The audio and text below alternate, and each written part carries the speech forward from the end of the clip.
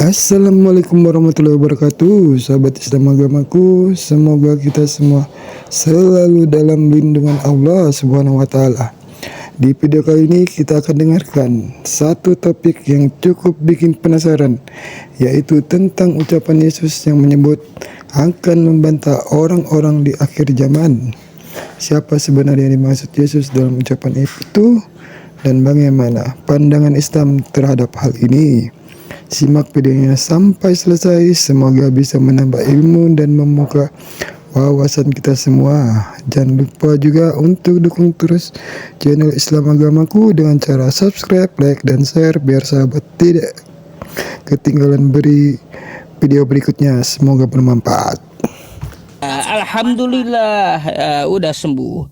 Kemarin nggak tahu Bu, entah tipus atau lambung gitu. Heran juga saya. Sama saya juga sakit sama musim. Nah, Untungnya saya tertarik membahas masalahnya Bu, untungnya gitu saya sakit lambung saya nggak ditombak tentara gitu ya. Kagak kayak zaman dulu gitu kan, ada yang lambungnya ditombak tentara kan kayak gitu. Ya, lambung saya aman gitu, nggak ditombak tentara, tapi masih mampu bangkit di hari ketiga masalahnya. Ketawa ibunya. Iya Bu, kira-kira ada yang perlu saya obati malam hari ini? saya tertarik tadi menyimak ya Matius 7 ayat 21, 22, 23. Rasanya udah pernah saya diskusikan sama ibu ayat itu. Ya, dulu sudah pernah diskusi panjang lebar, cuman saya nggak naik. Saya mau menanggapi, boleh, Bang Ustaz? Boleh, silakan. Nah, ayat itu sudah jelas-jelas itu percakapan Tuhan antara Tuhan Yesus dan pelaku firman yang memakai nama Yesus untuk mengusir setan, bernubuat demi nama Yesus. Percakapan di akhir zaman ya. Antara orang yang jelas itu dia tuh pendeta, nggak mungkin ustadz ngusir setan demi nama Yesus. Lalu? Pasti sekelas pendeta, sekelas rohaniawan, tapi dia kayak kena prank gitu. Kenapa dia dilempar ke lautan api? Tuhan Yesus tidak mengenal mereka gitu.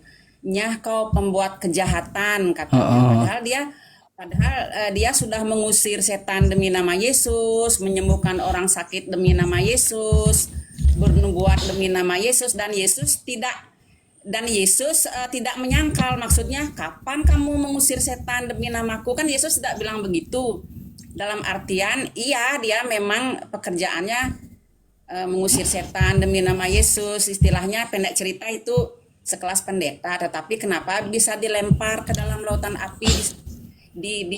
Nyah kau pembuat kejahatan, kata Tuhan Yesus.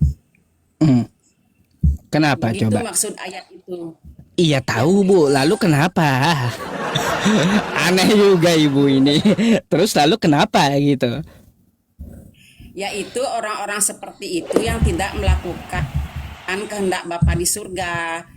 Contohnya seperti pada umumnya ya, saya melihat orang-orang Kristen yang naik ke sini, yang naik yang kayak tadi itu kayak itu Kristen beneran apa tidak kayak gitu. Kenapa dia tidak tahu? Jadi tidak gini Bu, agamanya jadi kayak gini. Gitu. Gini Bu, kalau untuk masalah orang lain ya nggak usah Anda pikirkan. Orang mempunyai pemikiran yang berbeda-beda. Coba Anda sesuai pemikiran Anda dan sesuai yang Anda pelajari dulu.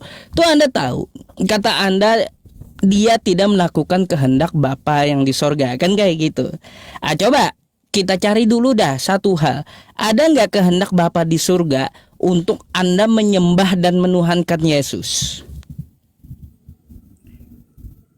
Sebenarnya Yesus tidak bawa agama ke bumi. Saya nggak tanya dia bawa agama atau enggak. Saya nggak tanya dia bawa agama atau enggak Bu. Yang saya tanyakan, ada nggak kehendak Bapa di sorga agar Anda atau Kristen atau Katolik menyembah dan menuhankan Yesus? Ada nggak kehendak Bapa di sorga? Kalau disuruh menyembah enggak, karena kekristenan bukan agama. Agama itu kan syarat dengan menyembah. Bu, ya wajar Yesus mengusir kalau kayak gitu, karena nggak ada kehendak Bapa di sorga. Siapa suruh ya menyembah dan menuhankan Yesus? Nggak usah heran kalau kayak gitu. Ya saya dukung ya apa yang ibu katakan. Saya nggak bahas masalah agamanya. Anda tahu nggak ada kehendak Bapa di sorga agar Anda ya atau Kristen atau Katolik untuk menyembah dan menuhankan Yesus. Wajar Yesus berterus terang pada hari akhir. Apa kata Yesus? Kalian pembuat kejahatan, enyahlah daripadaku, kata Yesus. Wajar kalau kayak gitu. Siapa juga yang mau bantah kan kayak gitu. Jadi gini aja Bu, ya hal pengajaran sesat ada, hal pengajaran benar juga ada. Di Matius 7 itu kayak gimana hal pengajaran benar? Kata Yesus seperti apa? Ikuti Taurat dan kitab para nabi. Itu hal pengajaran benar. Bukan pakai namanya lalu menuhankan dia dan menyembah dia. Bukan. Coba Anda buka Matius 7 itu, baca. Biasanya kan Kristen menyuruh tuh, baca satu perikop, kata Kristen. Terus saya kasih tahu. Saya sudah hafal yang Matius 7 ayat 21, 22, 23 itu. Bukan hafal huruf-hurufnya tapi di pengertiannya, Bang. Saya sudah. Ya Anda pikirlah, kan udah ngerti gitu apa maksudnya. Siapa yang yang 21 kata isi kitabnya kan. Tidak semua orang yang berseru kepadaku Tuhan, Tuhan, kata Yesus kan kayak gitu, akan masuk dalam kerajaan sorga, kecuali ia yang melakukan kehendak Bapa yang di sorga. Kan gitu. Kehendak Bapa yang di sorga yang dia lakukan baru masuk surga. Kan kayak gitu. Perlu kita kutip dulu dari kata-kata Yesus ini. Ada nggak kehendak Bapa di sorga menyuruh Anda untuk menyembah dan menuhankan Yesus? Anda tahu nggak ada? Ya, nggak ada itu kata Anda, nggak ada. Makanya ya, lalu yang sesatnya kayak gimana? Tidak semua orang yang berseru kepadaku Tuhan, Tuhan, kata Yesus. Ya, Tuhan, Tuhan ini siapa? Pasti kata Anda pendeta, Kristen, Katolik yang memakai nama Yesus, mengadakan mukjizat demi nama Yesus, mengusir setan demi nama Yesus. Orang-orang yang pakai nama Yesus yang kayak gini, ngusir setan, mengadakan mukjizat, itu yang akan diusir Yesus. Makanya di ayat 23-nya, pada hari terakhir itulah aku akan berterus terang kepada mereka. Aku tidak pernah mengenal kalian. Enyahlah daripadaku, kalian pembuat kejahatan, kata Yesus. Itu udah gak perlu dibantah lagi. Itu kata Yesus gitu, yang pakai nama dia, pengajaran sesat yang menuhankan dia, yang memanggil dia Tuhan.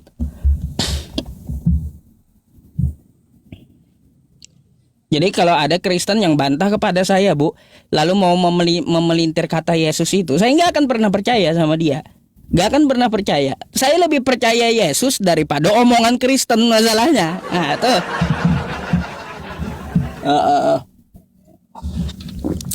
Itu bahasa Indonesia kok, Bu. Ya mudah untuk dipahami gitu.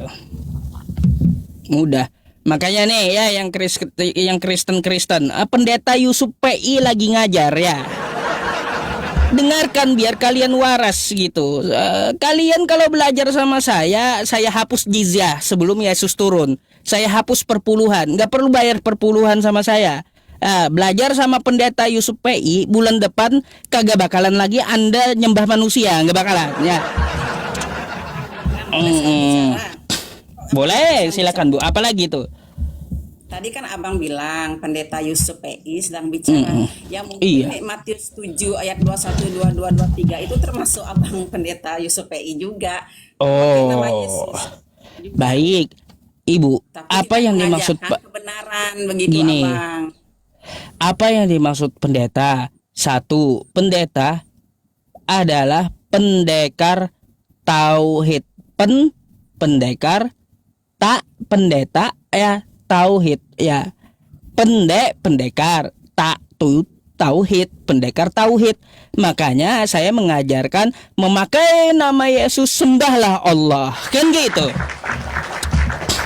Nggak ada saya memakai nama Yesus. Dalam nama Yesus sembuhlah kau bisa jalan. Satu hari bisa jalan, besok lumpuh lagi. Nggak ada saya ngajarin kayak gitu. Atau saya mengadakan, oh nih ya, turun apa, planet matahari turun dari atas langit ke tempat saya memakai nama Yesus. Enggak juga. Saya enggak mengadakan mukjizat kayak gitu. Saya pakai nama Yesus ya dengan kebenaran. Seperti dia menyerukan, "Hai Bani Israel, Tuhan Allah kita, Tuhan itu Esa." Nah itu kalau ajaran pendeta Yusuf PI, Tuhan itu Esa sesuai kata Yesus. Kalau pendeta yang lain, Tuhan 3 dalam 1 katanya. Macam mana itu ajaran? Itu penyesat, bukan pendeta itu, tapi penyesat itu. Jadi yang dimaksud di Matius 7 itu bukan saya, Bu. Ya, bukan pendeta Yusuf PI yang menyampaikan kebenaran. Aduh, bukan. Gas terus Tat katanya. Berpikir juga ibunya. Ya wajar, Bu. Kita punya akal sehat. Kita itu diberikan akal sehat, kan kayak gitu, buat mikir. Bang, Gitu. saya berterima kasih boleh naik, tapi boleh saya bicara sedikit lagi, Bang? Boleh Ibu, mau sampai subuh juga. Yang penting saya nggak ngantuk, nggak apa-apa. Iya, ya untuk teman-teman Kristiani,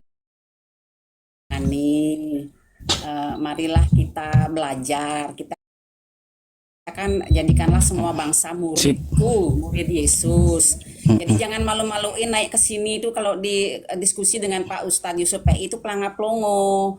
Jadi jadilah murid. Tugas murid itu belajar, bukan ritual, hanya ritual di gereja, sibuk ritual tanpa pernah belajar. Jadi nggak tahu arti kekristenan yang sebenarnya.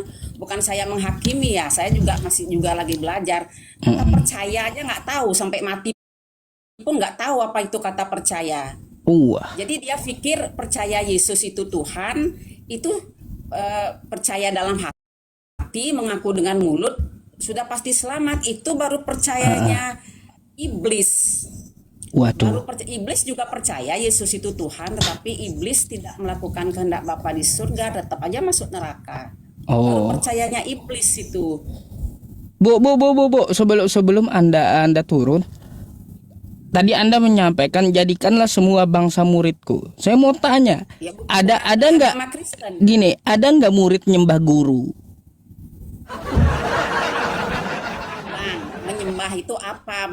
Kan saya sudah pernah naik ke sini. Menyembah itu bukan berarti begini-begini, Bang. Bentar, Bukan Bu, menyembah, ya. Bang. Itu penghormatan.